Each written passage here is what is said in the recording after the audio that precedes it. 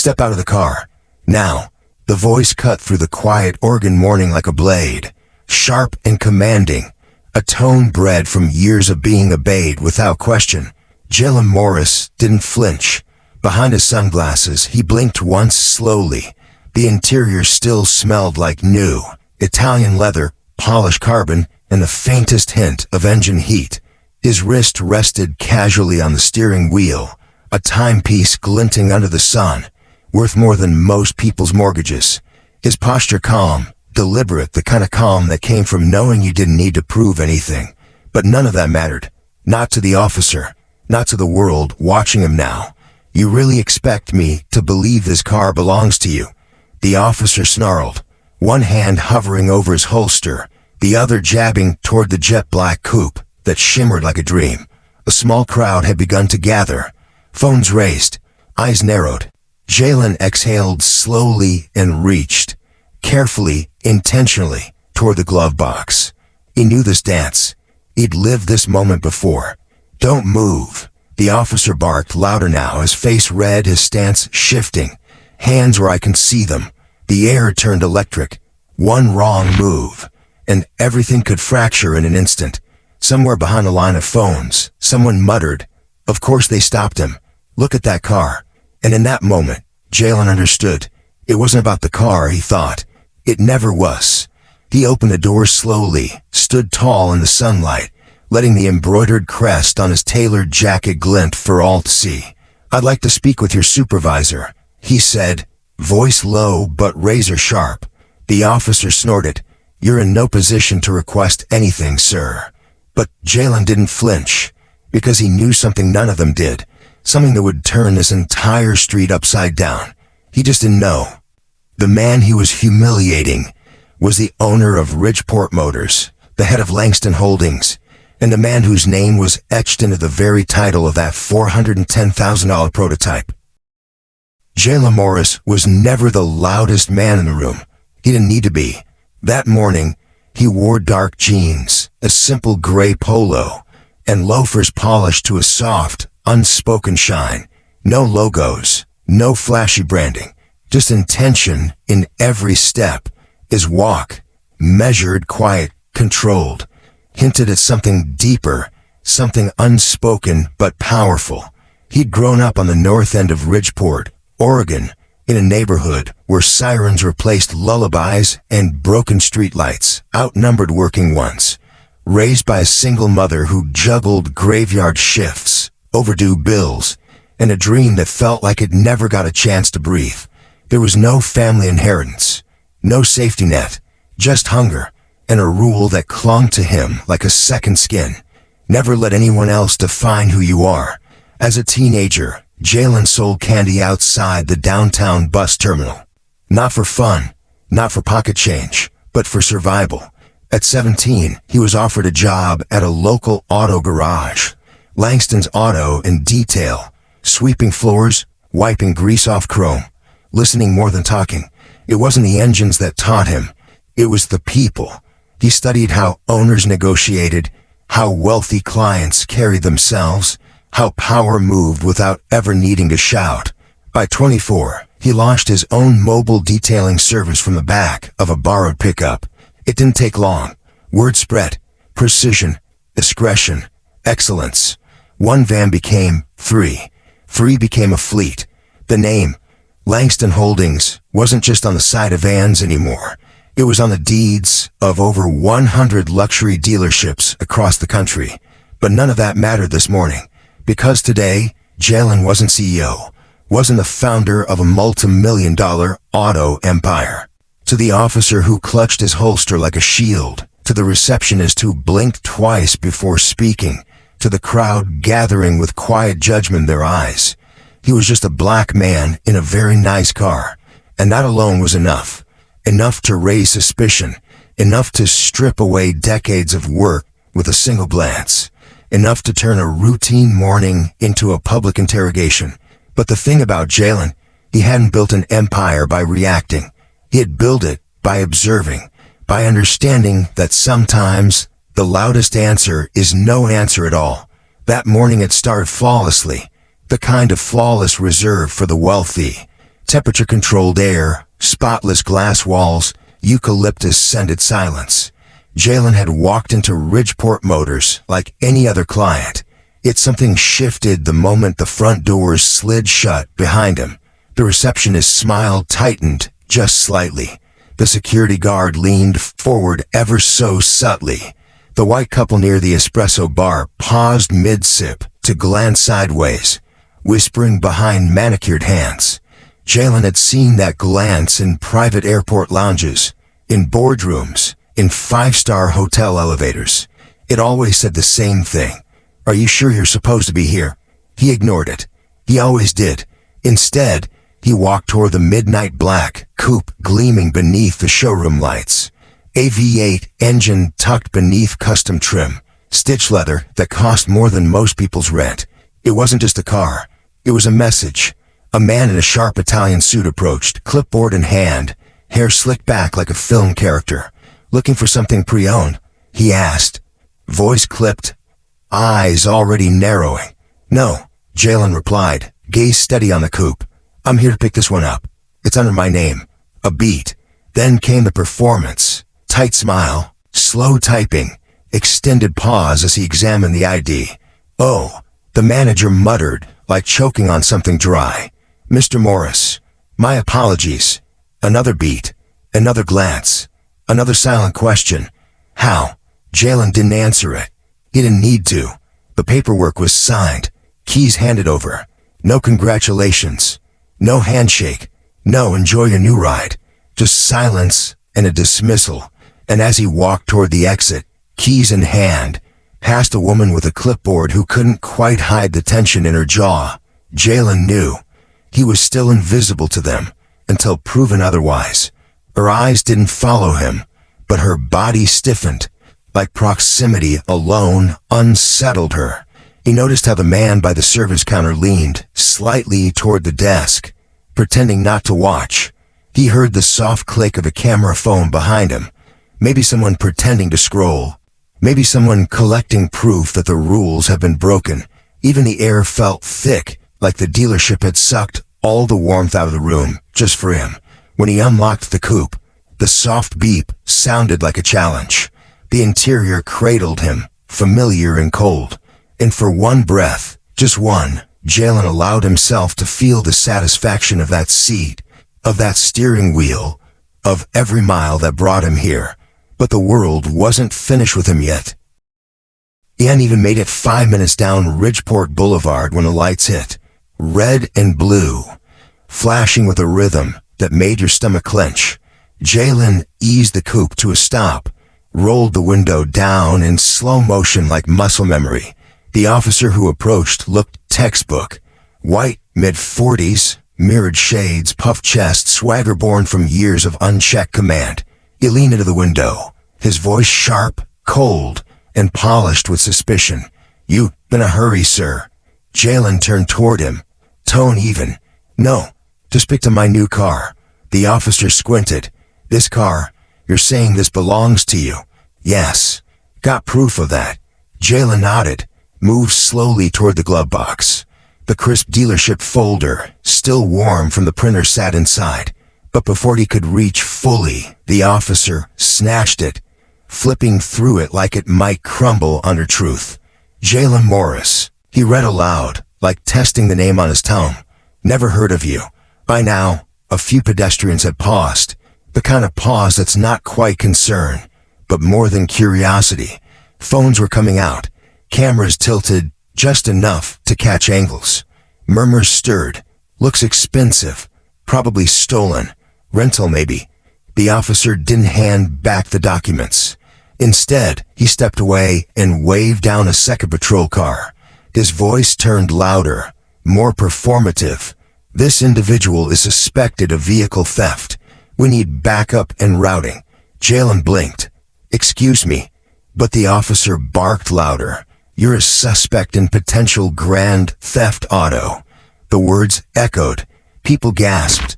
Someone cursed under their breath. Jalen stepped out of the car slowly, both hands visible, controlled. The second officer arrived, younger, clearly unsure, but followed suit. They patted Jalen down in the open, lifting his blazer, undoing his belt, treating his $6,000 tailored suit like a costume that didn't belong. His dignity folded with the fabric. "Sir, you need to calm down," the older officer snapped as Jalen stiffened beneath their touch. "I am calm," Jalen replied, jaw tight, voice measured. "Then stop resisting." He wasn't, but resistance in moments like these wasn't about movement. It was about confidence. It was about composure. It was about being black. Phones were everywhere now, like eyes that refused to blink.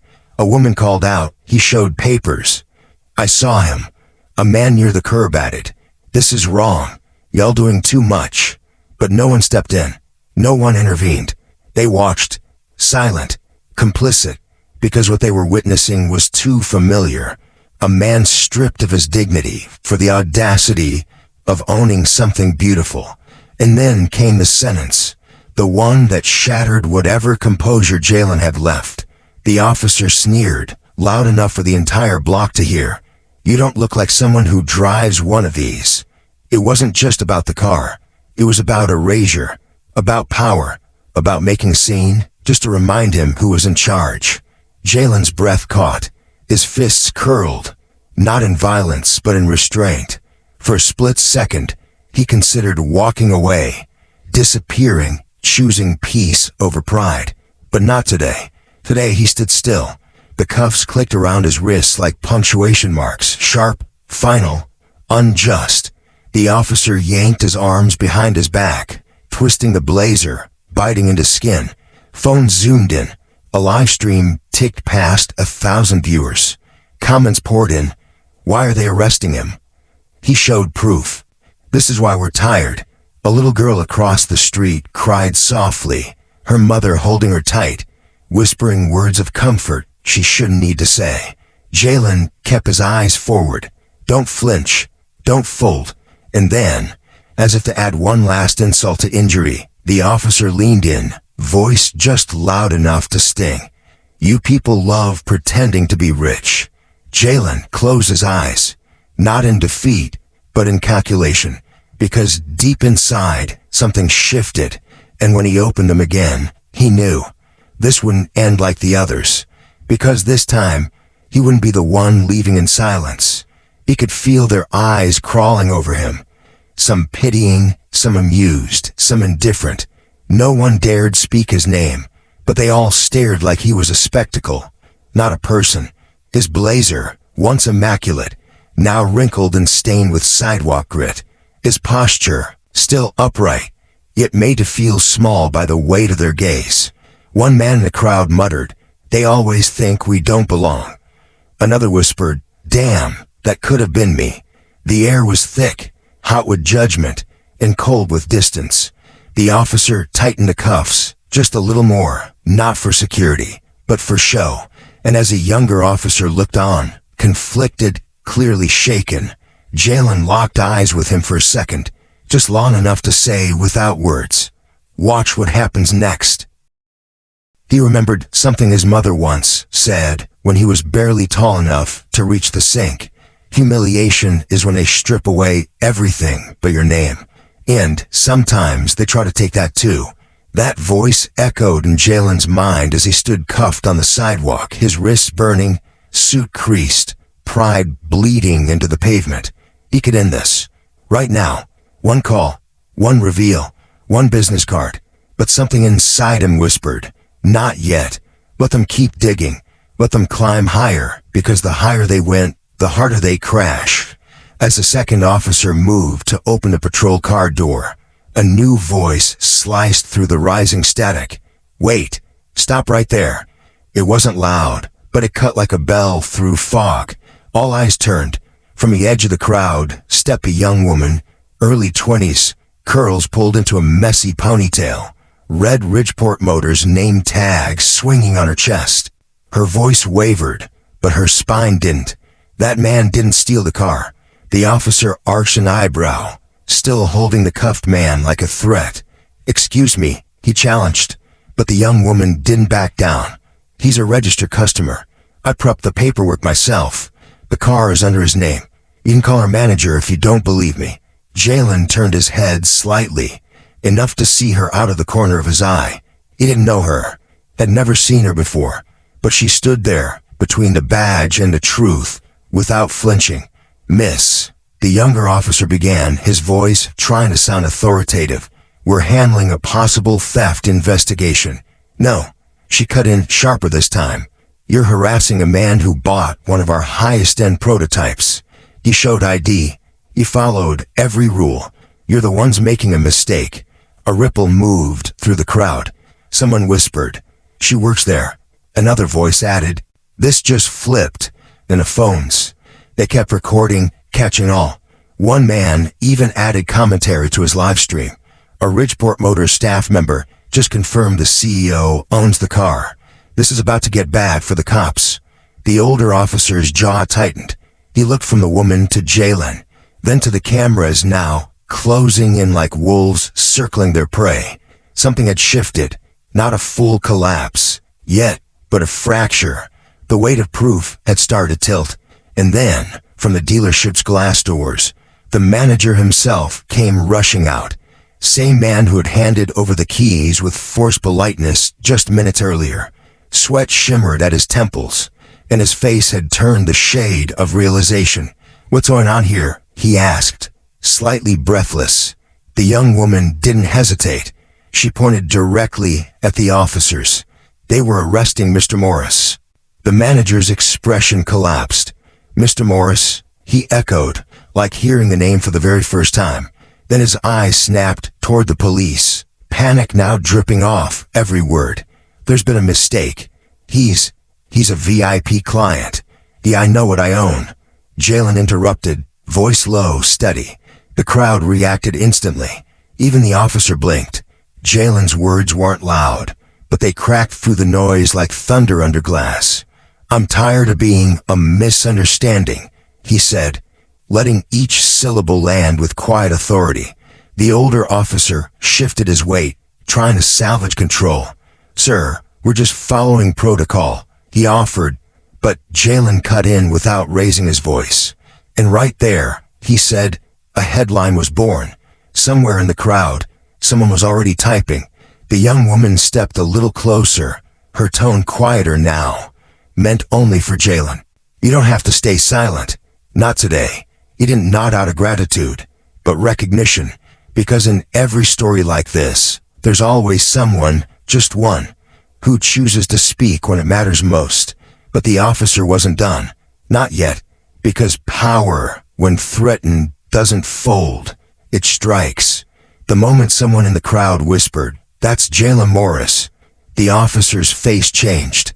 Control slipping, eyes darting, rage blooming just beneath the badge. Then, in a move that turned gasps into outrage, he grabbed the dealership folder resting on the roof and flung it across the pavement. Papers scattered like leaves, registration, title, proof, all lost to the wind. "You think throwing names around changes the law?" he snapped. Jalen didn't move, didn't blink, but the crowd did. The crowd roared. A woman screamed, "Did you just throw his documents?"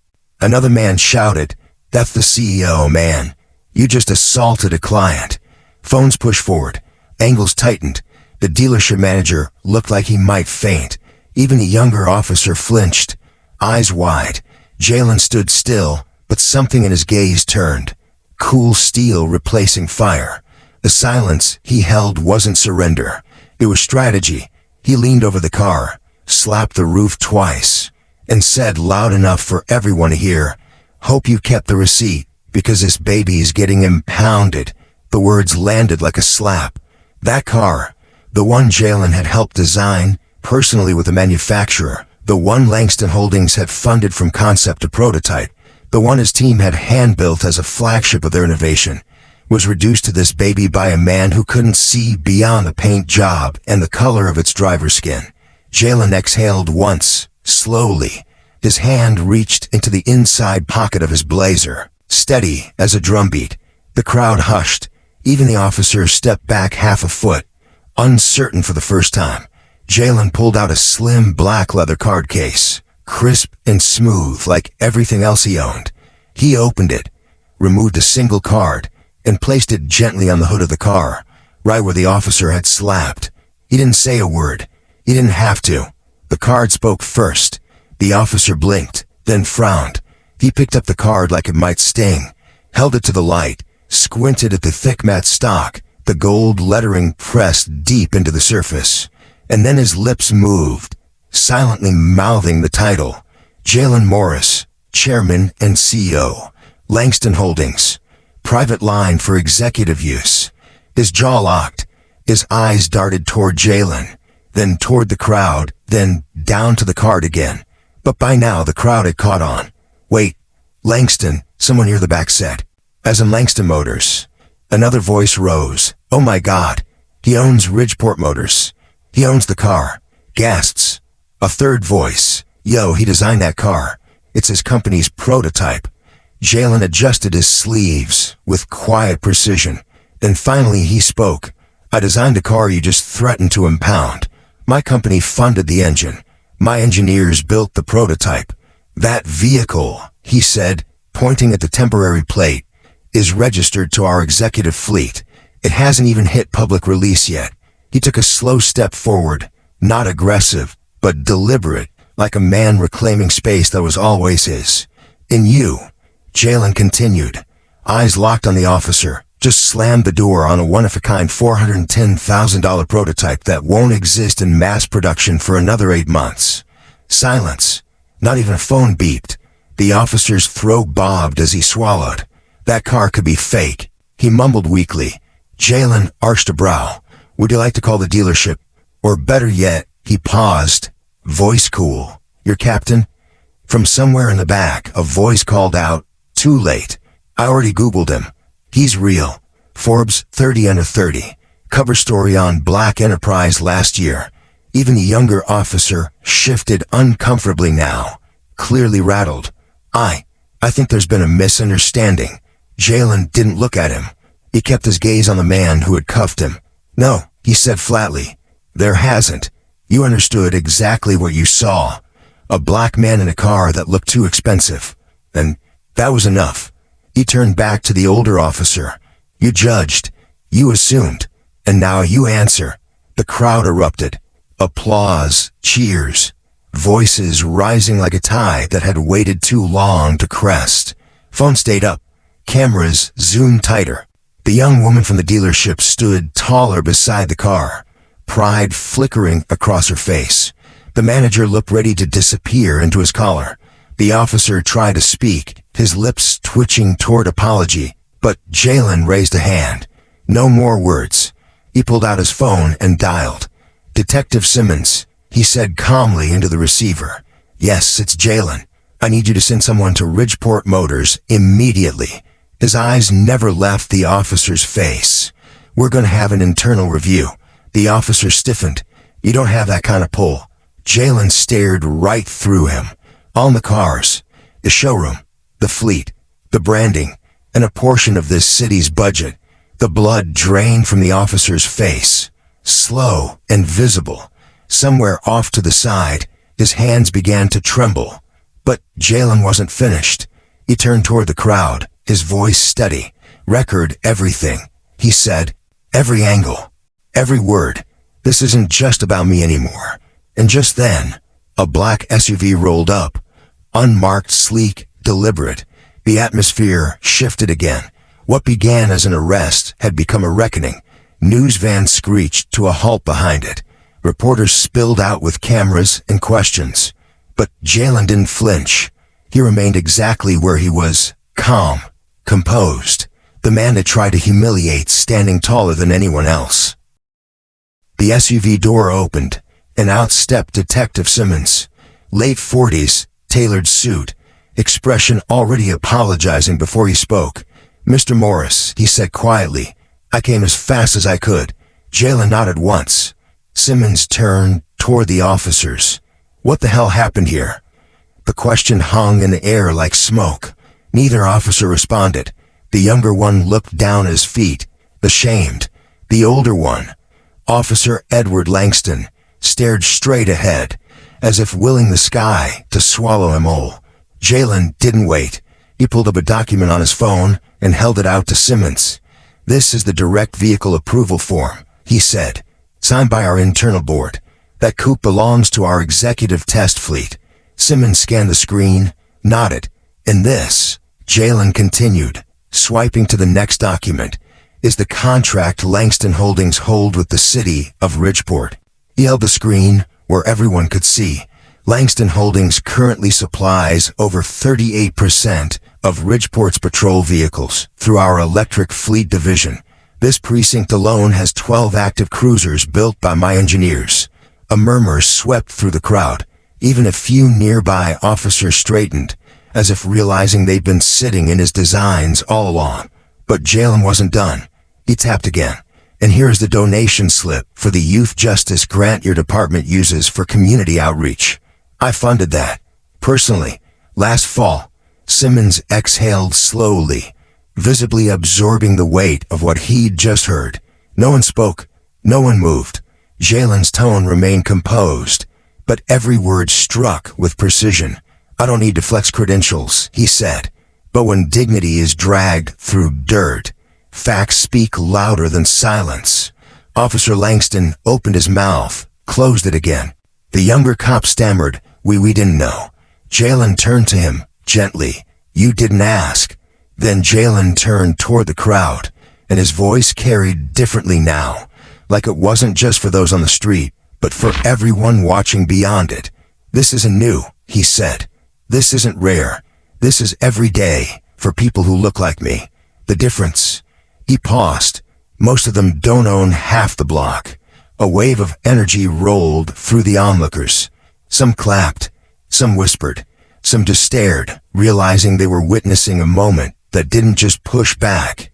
It rewrote the story. Reporters shouted questions.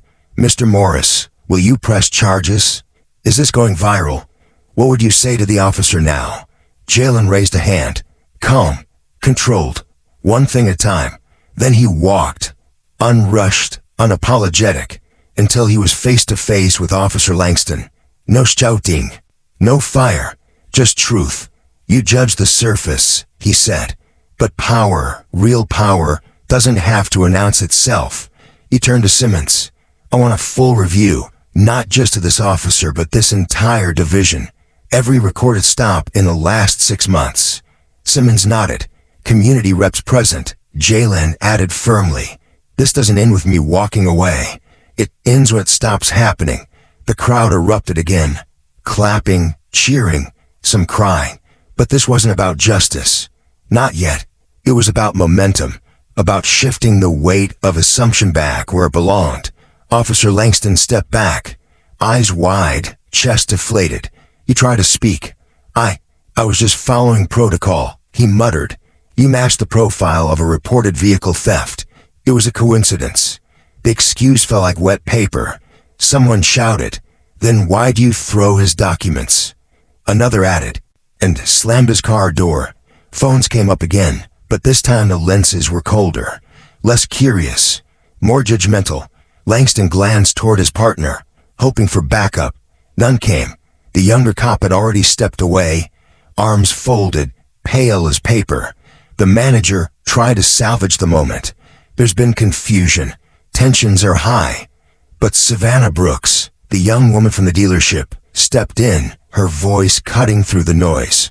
"And no," she snapped, eyes locked on him.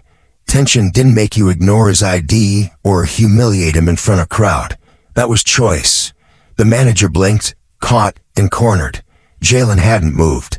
He stood silent, arms crossed, gaze steady, letting the quiet do the work. Because sometimes silence says more than outrage ever could. Finally, Officer Langston looked directly at Jalen. "I didn't know who you were." Jalen tilted his head. "And if I were no one?" The crowd hushed. That was it. That was the line that split the street in half. What if he hadn't been powerful? What if he hadn't had a name to drop? The officer's lips parted, but no words came. And in that moment, the crowd didn't yell. They didn't boo. They simply turned, walked away, eyes forward, phones down, as if stepping over something broken, and Officer Langston was left standing there, alone. Jalen finally turned to Simmons. "Give me the precinct head." Simmons didn't hesitate, already dialing, because by now, wasn't about proving a point. It was about setting one. 15 minutes later, the precinct chief arrived. Sirens off, tie crooked, sweat beading at his forehead. He knew. Everyone knew. Halen stod todo, no sudeyestments, no paradis. Calm, like a man in a boardroom, not on a sidewalk. The chief forced a smile. "Mr. Morris," he began, voice tight with practiced politeness. "I'd like to sincerely apologize on behalf of..." Jalen raised a hand, cutting through the air like a verdict. "No need. I'm not here for apologies," he said, every word crisp. "I'm here for accountability." The chief faltered. "Of course. We're already reviewing the body cam footage." "There are no body cams turned on," Jalen replied. Just like that, the air shifted again. The silence deepened. Jalen's tone didn't rise. It didn't need to. "I've reviewed your department's public data," he said. "Your traffic stop ratio is 6-1. Black drivers to white in this district. Civilian complaints have doubled over the past year. And last month, one of your officers tackled a black teenager outside a shopping mall because he looked suspicious. No charges, no reprimand, nothing." He paused just long enough for the weight to settle, and I didn't have to dig far. "It's all public." The chief shifted uncomfortably, lips pressed into a thin line. "And what would you like us to do?" he asked, though he already knew the answer. Jalen pulled out his phone again. "I want Officer Edward Langston placed on immediate administrative leave, pending a full investigation, and I want a third-party audit of every traffic stop conducted by this precinct in the last 12 months. The chief opened his mouth, closed it again, and Jalen added, without pause, "Effective immediately. Langston Holdings is freezing all vehicle donations, discounts, and service contracts with your department until this review is complete." Gasps rippled through the crowd. Sharp, audible, real. Because everyone understood what that meant. Millions, gone a single breath. But Jalen wasn't finished. His voice stayed level, resolute. "We'll be reallocating those funds to an independent legal defense fund for victims of racial profiling in Ridgeport, starting today." Cheers erupted. This time, not just applause. Real cheers. People clapped. Some cried. Others shouted, "That's how you do it." The chief's face collapsed inward, like the scaffolding of denial had finally cracked. This will go public," he whispered. Jalen didn't smile. "It should," he said. Then he turned and walked back toward the car, papers in hand, posture straight, the door now opened respectfully by Detective Simmons. Before stepping in, he looked back just once. This wasn't revenge, he said. It was a reminder. Then he lowered himself into the coupe.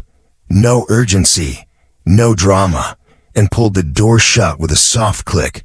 But the impact echoed far beyond the street. 1 week later, Jalen stood on a small stage inside the gymnasium of Lincoln West High School.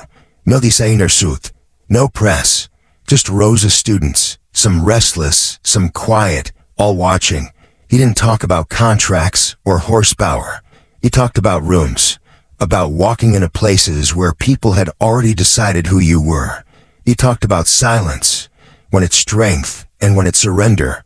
Then he paused and looked at a boy in the front row, slouched in a hoodie, eyes guarded. "You," Jalen said gently. "If someone looks at you and sees less, don't waste time trying to change them. Use that energy to become undeniable." The boy sat up straighter. A hand clapped in the back. Then another, and another. Jalen smiled. "Your worth isn't proven when you win a fight," he said. "It's proven when you don't have to raise your voice to own the room." The applause rose, slow, grounded, real. And later, as Jalen stepped into the parking lot, a young girl ran up to him, phone in hand. "Is it true?" she asked. "You really own all those dealerships?" Jalen smiled. "Some," he said. "But what I really own," he looked up at the sky, "is the right to never be underestimated again." Then he winked. "Want to see a prototype no one else has ever touched?" Her eyes lit up. He opened a car door. because sometimes the loudest justice is the one that inspires.